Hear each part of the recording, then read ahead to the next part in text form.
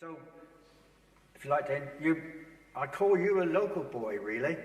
I think that would be just the same as I am. So if you'd like to just introduce yourself, for those that, perhaps those that don't know you, or those who are online. Yeah, sure. I am local. I've lived in Boyton, moved all the way to Warrington, the neighbouring parish, nearly 20 years ago, and now I got married and moved all the way to South Petherwin. So I have ventured to the other side of town, but yeah, I would class myself as local, yeah. Yeah. So, Geordie, I've just wondered, have you got an interesting fact about you that nobody else knows? And, you know, I'm not going to ask Melissa, but... I was primed just as I came in that was going to be asked to me, and I said I'd have to ask Melissa, because I don't really know too much interesting about myself, but yeah, I couldn't think of too many. I mean, an interesting story as such is the fact that we, myself and Melissa got married last year, so we've actually got married twice, or I've been married twice, but only ever to the same lady. So we got married last summer during COVID, had a really small wedding, and then had a bigger party celebration. But we did it all again, said all our vows and everything in front of family and friends this year. So that was really blessed. Oh, well, that's good. I mean, I've had 2 wedding rings, but I've only had 1 wife. Yeah. So, Geordie, you do youth work within the circuit and in the area, so, and obviously that's not been easy in the last couple of years, and just you know, people may not realise what you've been about, so I think it would be good if you give us a brief resume of how things have gone and how you've adapted to the current situation. Yeah, how long have we got?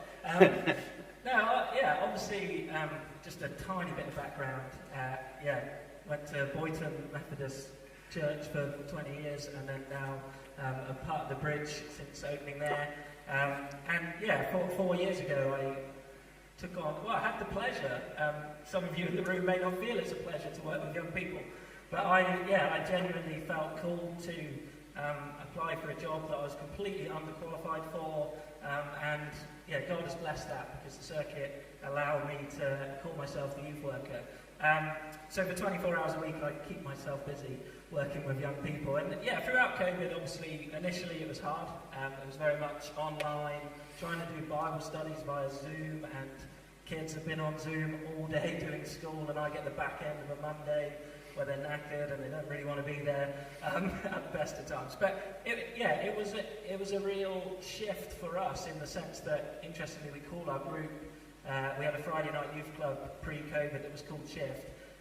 We're seeing 130 kids on a Friday night, but how do we try and reach young people in this new time? And some Mondays I'm coming back for trying to do Zoom, and you're seeing 4 or 5, and obviously for me as an individual it can be hard for, like, what's God doing in this? But actually it's been really interesting to see the transition out of that, and now our Bible study group on a Monday night, which was only ever pre-COVID 5 or 6, is now like 15. So God has worked in that area, and we haven't reopened the youth club yet, we're not seeing those massive numbers. But yeah, just been so blessed with those young people that really committed, and even though they possibly didn't want to be there, they did come. And we've been able to do 2 years now of journeying and discipling and whatever that's looked like, to this point where they're now able to invite friends to something that we're able to do in person now. So God has worked in ways that have taught me that it's not all about numbers. No. And it's not all about, making a name for oneself or anything like that. It's all about Him, and He's still been working. So. Well, that's really good, and perhaps the time has been an experience, really, you know, because I was there sometimes when there was 120 kids there. You know, I was just on toilet duty, really. You know, it was quite a massive undertaking, wasn't it? But perhaps the smaller numbers, you might reach more people in respect, although there's a need to look after the multitudes as well. And I also believe you've been doing some studying with swim. Yeah, just a bit.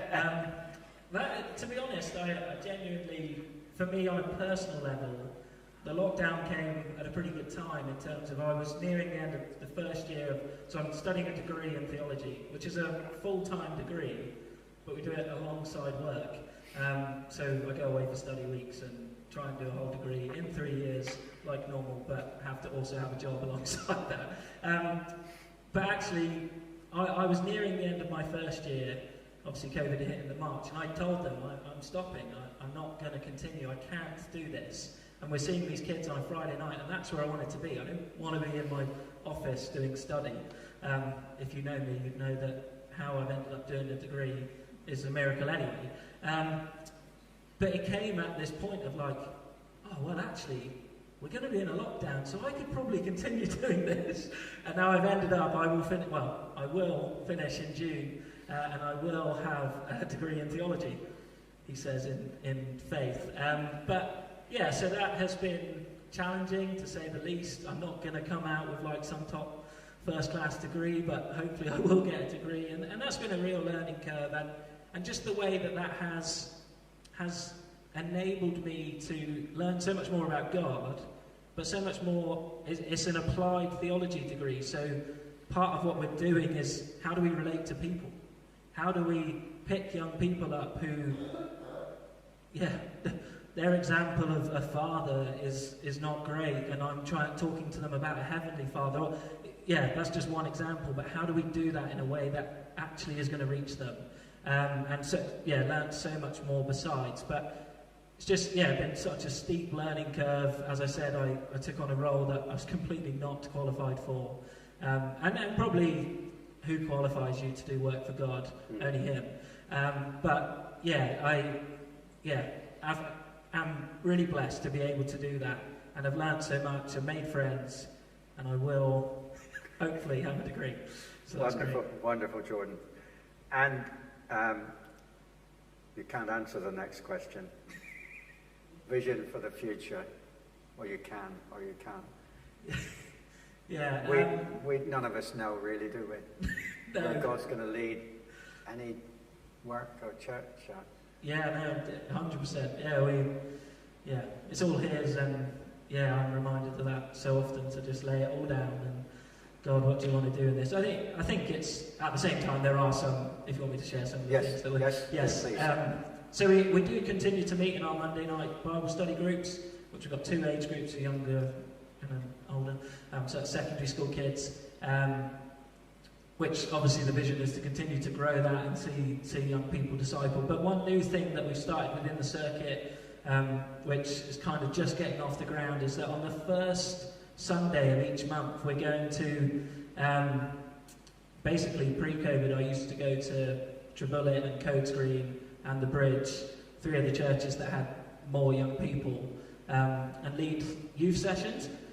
Rather than try and do that, we're going to go to all of those places, but the week that I go, we're going to try and take the young people from across the circuit, get them all together, and just a little bit of background on that. As I said earlier, I went to Boyton. My mum and dad ran the Sunday school there from me being a little, I won't say what, right up through. Terror was the word you're looking for. But it got to a point when I was about 14, 15, there was nobody else in secondary school. So I'm nearly finishing secondary school. And we had a great Sunday school, but they were all in primary school. So for me, I'm really blessed to have parents that did drag me out the door and kept me going to church, but just got a real heart for those 2 or 3 that are gathering in different places, actually to come together and say, oh, yeah, I see you in school and you're also a Christian. Wow, I didn't know that. And actually build some friendships, because we've joked about me moving across Launceston, but it's a small town. Like, if we can't be friends with people from other churches, like, what are we doing? But yeah, that's my heart for those sessions, that we will unite young people. It's called Unite. That we will unite young people across the circuit to be empowered to go out and to reach friends and things like that. Well, that's all good stuff, Jordan, and we're really blessed, I believe, to have Jordan. Can we give him a clap before I...